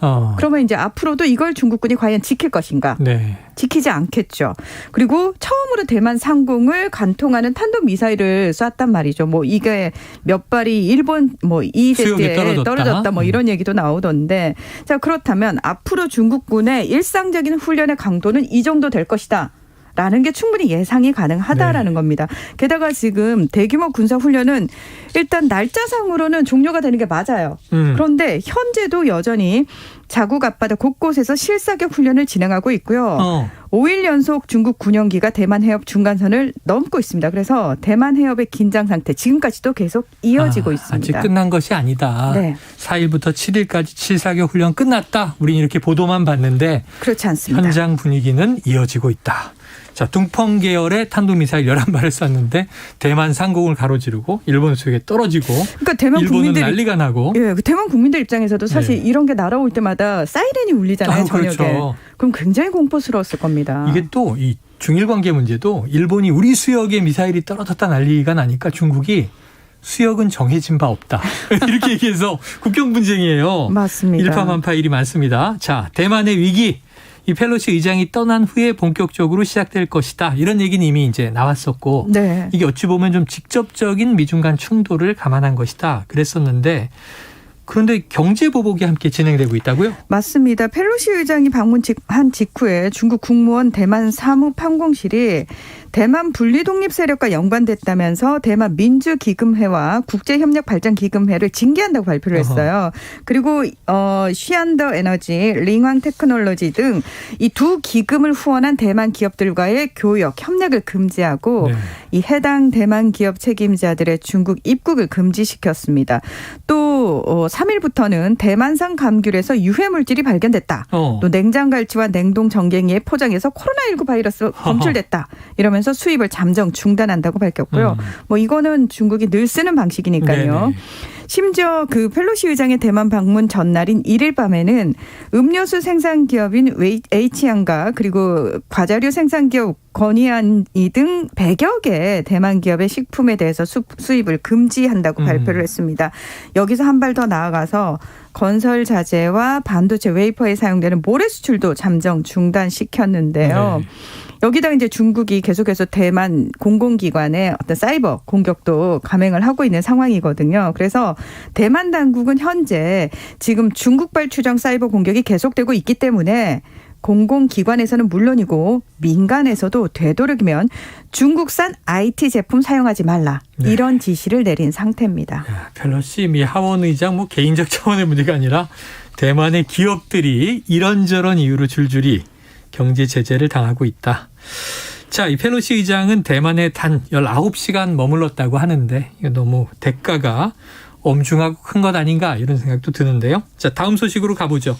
자, 이거 오랜만에 등장한 이스라엘 소식인데 이 또 팔레스타인 가자 지구를 사흘 동안 전투기로 폭격했다. 어떻게 된 겁니까? 네, 이스라엘은 지난 5일부터 가자 지구를 공중 폭격했고 이 과정에서 15명의 어린이를 포함한 최소 44명이 사망했다는 지금 사망자가 계속 늘고 있어요. 네네. 그리고 300명 이상이 다친 것으로 밝혀졌는데 이집트의 중재로 현지 시각으로 오늘 오후 11시 30분부터 휴전에 들어갑니다. 네. 자, 그동안 이스라엘은 사실 가자 지구를 통치하고 있는 하마스를 공격했거든요. 네네. 그런데 이번에는 가자 지구에서 두 번째로 큰 무장 단체인 팔레스타인 이슬라믹 지하드 PIJ를 겨냥한 폭격이었습니다. 왜 이 폭격이 일어났느냐? 이스라엘 군이 얼마 전 팔레스타인 자치지역인 서한 지구에서 이 PIJ 고위급 지도자 바사미 알 사디를 체포를 했는데 이에 대해서 당연히 PIJ 측이 복수를 공포를 했겠죠. 그러니까 이스라엘이 위협이 임박했다. 이런 구실로 무장 드론, 탱크, 전투기 등을 동원해서 선제 공격에 나선 겁니다. 선제 공격이었군요. 그렇습니다. 공격을 받은 게 아니라. 이번 폭격을 통해서 이스라엘군은 PIJ 고위급 인사를 모두 제거했다고 밝혔고요. 요르단강 서한 지구에서도 이 거점을 급습해서 조직원 20여 명을 체포했습니다. 게다가 이스라엘은 가자 지구로 연료와 식량이 공급되는 통로도 지금 막았는데요. 그러다 보니까 의료용품이 떨어지고 전기가 끊겨서 병원들이 환자 치료에 어려움을 겪고 있고 또 가자 지구의 단 한 곳뿐인 발전소가 연료 부족으로 가동을 멈추기도 했습니다. 한편 하마스는 확전을 피하기 위해서 성명 발표 외에 군사적 행동을 취하지 않고 있습니다. 그래요. 자, 하마스가 제1 무장단체인데 제2 무장단체를 이제 공격한 것인데 입장을 내지 않고 있다. 입장은 냈지만 군사적 행동은 취하지 않고 있다. 자, 이 무장단체가 복수하겠다라고 발표했다. 그래서 선제 공격을 했다. 그런데 문제는 이게 어린이와 민간인 사망자가 또 나오잖아요. 그렇죠. 이게 정치적 이유가 깔려 있는 거 아닙니까? 맞습니다. 이스라엘 정치인들은 사실 주로 총선을 앞두고 우파 세력을 결집시키기 위해서 가자지구 공습을 전략적으로 해온 경우가 대부분이거든요. 자, 이번에도 11월 총선을 앞두고 있습니다. 그런데 지금 현재 임시 총리가 누구냐면은 야이르 라피드라는 외무장관이에요. 그래서 이 사람이 외교 경험은 풍부하지만 안보 경험은 부족해서 본인의 입지를 좀 다지기 위해서 의도적으로 공격한 것이 아니냐 이런 분석이 나오고 있는데 지난 6월에 사실 이스라엘이 연립정부가 형성이 돼 있었는데 출범 1년여 만에 자발적으로 해체를 했거든요. 그리고 라피드 외무장관이 임시 총리를 맡아오고 있었습니다. 이스라엘 상황을 살짝 설명을 좀 드리면은 지금 극심한 정치적 분열 속에서 최근 3년여간 무려 4차례나 총선을 치른 상태입니다.